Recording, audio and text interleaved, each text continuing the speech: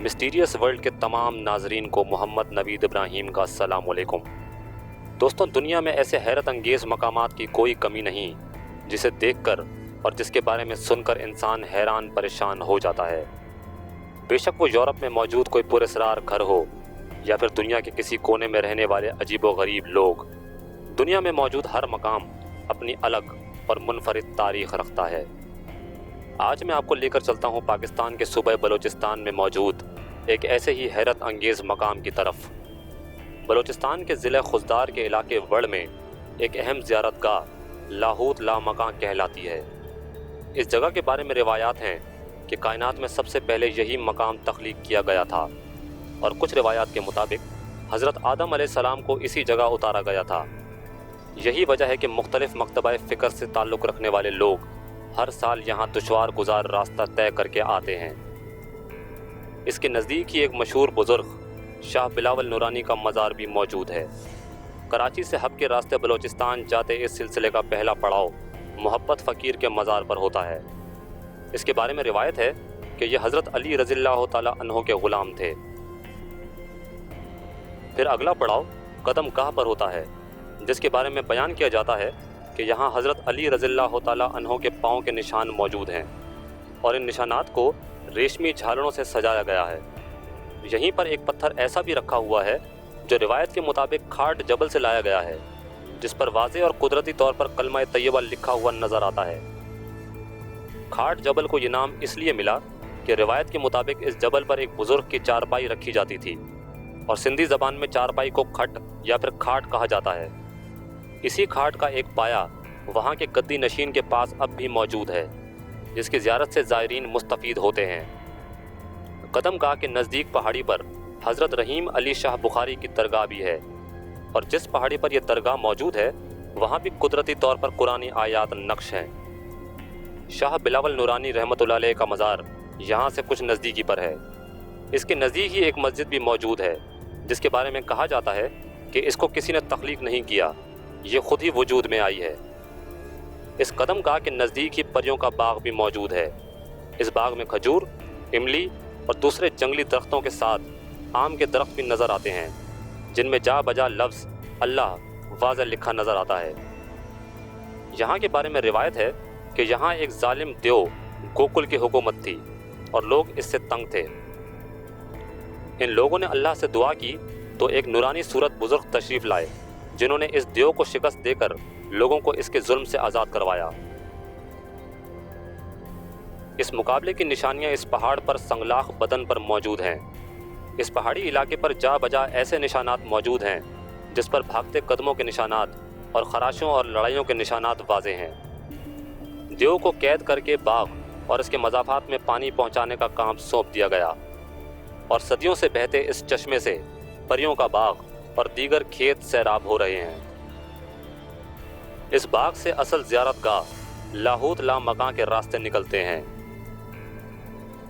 یہاں پر پیدل آنے والے زائرین کے لیے 7 پہاڑوں کو عبور کر کے زیارت گاہ تک پہنچنا پڑتا ہے، اور اس راستے سے صرف سخت جان لوگ ہی گزر سکتے ہیں۔ دوسرا راستہ قدرے آسان ہے۔ اس راستے پر لوہے کی سیڑھیاں موجود ہیں۔ دیکھنے پر یہ سیڑھیاں کمزور ہیں، لیکن کئی 100 من وزن آسانی سے برداشت کر لیتی ہیں، اور یہاں پر ہزاروں زائرین ایک ہی وقت میں اترتے اور چڑھتے ہیں۔ سیڑھیاں عبور کرنے کے بعد ایک ایسے پتھر سے سامنا ہوتا ہے جس کی صورت میں ایک ایسی صورت موجود ہے جو کسی خونخوار جانور کی سی ہے، لیکن اب پتھر کی طرح ساکن ہے۔ کہا جاتا ہے کہ یہ ایسی بلا تھی جو روزانہ دیگ بھر دال، منوں کے حساب سے روٹیاں اور ایک جیتے جاگتے انسان کو کھا جایا کرتی تھی۔ یہاں ایسے پتھروں پر بھی نظر پڑتی ہے جن کی شکل خونخوار جانور اور شیر سے ملتی ہے۔ ان کے بارے میں بھی روایات ہیں کہ یہ اصل درندے تھے، لیکن روحانیت کی طاقت سے ان کو پتھر بنا دیا گیا۔ یہاں سے آگے ایک ایسی جگہ بھی آتی ہے جو حضرت لال شہباز قلندر رحمۃ اللہ علیہ سے منسوب ہے۔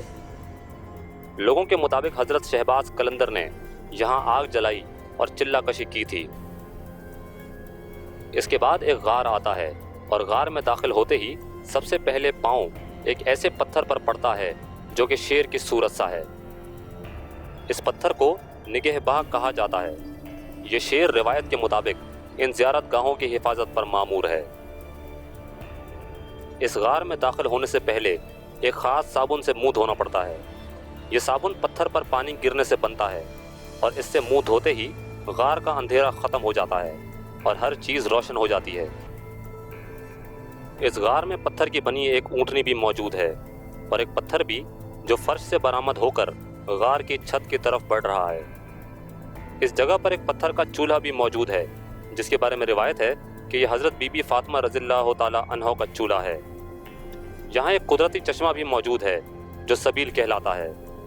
اس چشمے کے نیچے ایک قدرتی پتھر کا پیالہ ہے جو عین اس پیالے کے اوپر پہاڑ سے پانی ٹپکا رہا ہے۔ اس غار کے بعد ایک اور غار ہے جس میں بہت اندھیرا ہوتا ہے اور بہت زیادہ پھسلن بھی۔ اس میں انسان سیدھے رخ داخل نہیں ہو سکتا۔ غار کے آخری دہانے پر شاہ نورانی کی چلہ گاہ بھی موجود ہے اور اس کے ساتھ ایک چشمہ بھی۔ اس سارے علاقے میں پتھر سے بنے عجیب و غریب جانور اور پرندے پائے جاتے ہیں۔ کہیں اژدہے کے منہ سے پانی ٹپک رہا ہے تو کہیں کسی اور خونخوار جانور کی آنکھوں سے۔ ایک جگہ بھینس کے تھنوں سے مشابہ پتھر موجود ہے جہاں سے چشمہ نکل رہا ہے۔ روایت ہے کہ ان پتھروں سے کسی زمانے میں دودھ بہتا تھا۔ بھینس کے تھنوں سے گرتا پانی، کبوتروں کے غول، بلبلوں اور چڑیوں کی موجودگی، ہر انسان کا اپنا ہی دنیا میں مگن ہونا ایک عجیب ہی آنکھوں کو ٹھنڈک، دل و دماغ کو سکون، راحت اور سرور بخشنے والا نظارہ معلوم ہوتا ہے۔ کچھ روایات کے مطابق مغرب کے بعد ان تمام غاروں کو صبح فجر تک انسانوں کے لیے بند کر دیا جاتا ہے۔ کہتے ہیں کہ مغرب کے بعد یہاں غیر انسانی مخلوقات کی آمد ہوتی ہے۔ ان میں جنات اور پریاں موجود ہیں۔ ان باتوں میں کتنی حقیقت ہے یہ فیصلہ میں اپنے دیکھنے والوں پر چھوڑتا ہوں۔